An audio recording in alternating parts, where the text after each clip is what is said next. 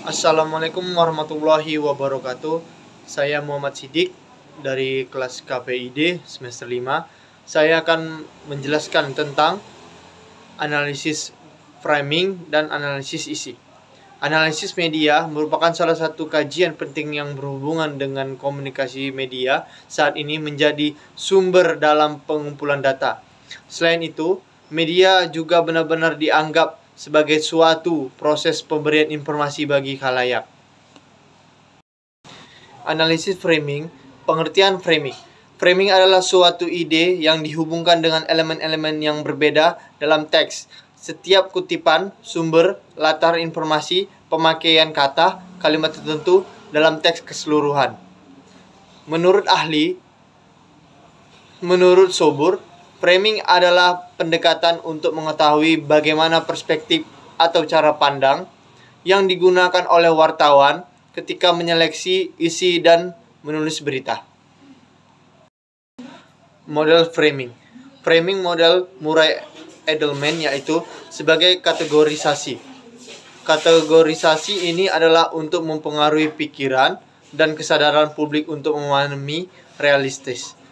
Framing model Robert Entman yaitu digunakan untuk menggambar proses seleksi dan menonjolkan aspek tertentu dari realitas. Proses analisis framing.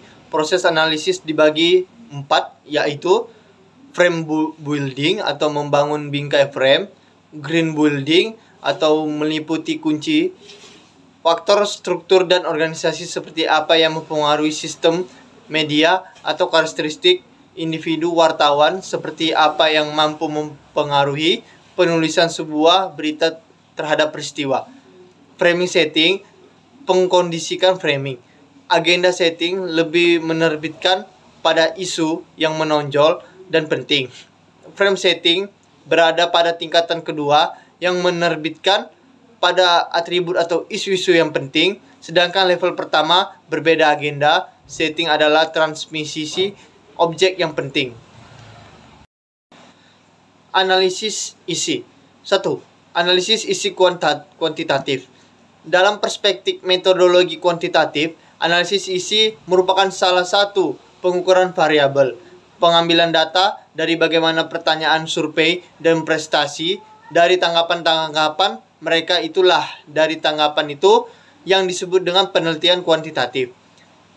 Karakteristik penelitian analisis isi kuantitatif ada 6, yaitu sebagai berikut.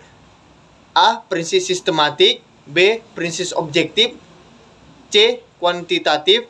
D. Isi yang nyata. E. Replikabel. Dan yang terakhir adalah F. Perangkuman. Analisis isi merupakan suatu metode untuk mempelajari dan menganalisis komunikasi secara sistematik, objektif, dan kuantitatif terhadap pesan yang tampak. Sedangkan menurut Weber, analisis isi adalah sebuah metode penelitian yang menggunakan seperangkat prosedur untuk membuat inferensi yang valid dari teks. Metode analisis isi kualitatif. Ada beberapa metode yaitu analisis semiotik. Semiotik adalah ilmu tentang tanda. Istilah ini diambil dari kata Yunani yang berarti tanda.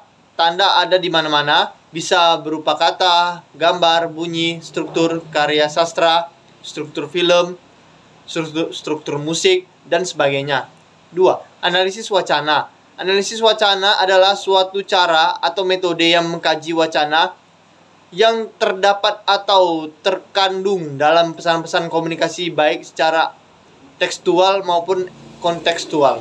3. Analisis hermeneutika. Secara umum, hermeneutika didefinisikan sebagai suatu teori atau tentang filsafat, interpretasi, makna, kata.